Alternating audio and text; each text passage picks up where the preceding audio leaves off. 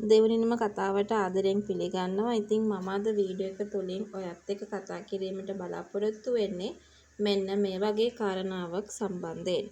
ඉතින් අපි අද වීඩියෝ එක තුලින් මේ සම්බන්ධව කතා කිරීමට තමයි ලොකුම chance එක උදා කරගන්නේ. ඔයා දන්නවද? ඇත්තටම දැන් අර හොටෙල් එකට ගියාට පස්සේ ලයනල් මොකද්ද කරන්නේ?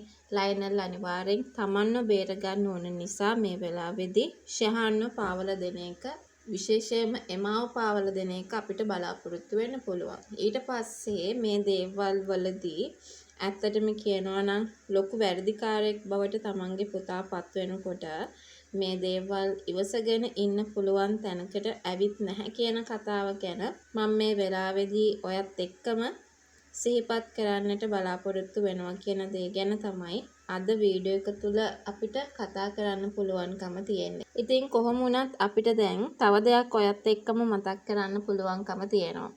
දැන් තාත්තා පහුගිය කාලේ කිව්ව දෙයක් තිබුණා. ඒ තමයි සැලසුමක් හදනවා නම් අහුවෙන්න කරන්න එපා කියලා.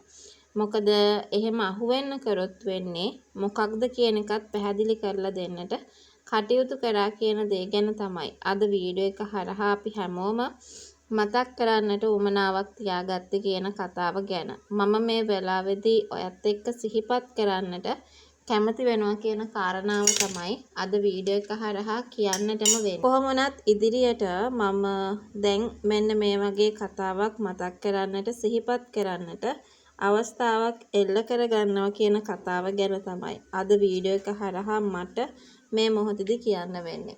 ඉතින් රණජීවට මෙතනදී කේන්ති අනේක නතර කරගන්න පුළුවන් කමක් ලැබෙන්නේ නැහැ.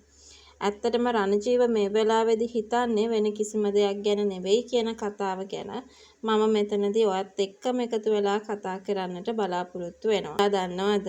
වෙන කිසිම දෙයක් නෙමෙයි. රණජීව මෙතනදී මෙන්න මේ ලයනල් එක්ක රණ්ඩු වෙනවා කියන කතාව තමයි අද වීඩියෝ එක හරහා මතක් කිරීමට බලාපොරොත්තුවකුත් තියාගෙන ඉන්නේ කියන කතාව ගැන මම මේ වෙලාවේදී ඔයත් එක්කම එකතු වෙලා සිහිපත් කරන්නට බලාපොරොත්තු වෙනවා. ඉතින් කොහොම හරි තව දෙයක් මම මේ වෙලාවේදී ඔයාව දැනුවත් කරමින් කතා කරන්නට බලාපොරොත්තු වෙනවා.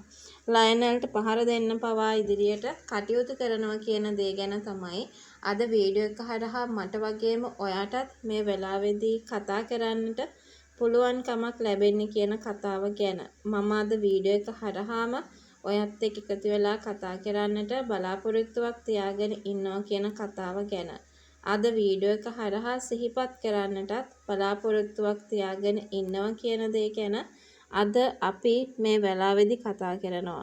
මේ දේවල් කතා කරගෙන යනකොට අපිට විශ්වාස කරන්න පුළුවන් ඇත්තටම රණජීව ලයනල්ට බannකොට මෙතනදී මේ දේවල් මාට්ටු වෙන්න තියෙන ඉඩකඩ ගොඩාක් වැඩි කියන කතාව ගැන මම මේ වෙලාවේ හොඳින්ම තදටම සිහිපත් කරනවා කියන දේ ගැන තමයි අද වීඩියෝ එක තුලින්ම මට වගේම ඔයාටත් සිහිපත් කරන්නට පුළුවන්කම ලැබෙන්නේ කියන දේ ගැනත් අද වීඩියෝ එක හරහාම මතක් කරලා දෙන්නට සූදානමක් තමයි එකතු කරගන්නේ.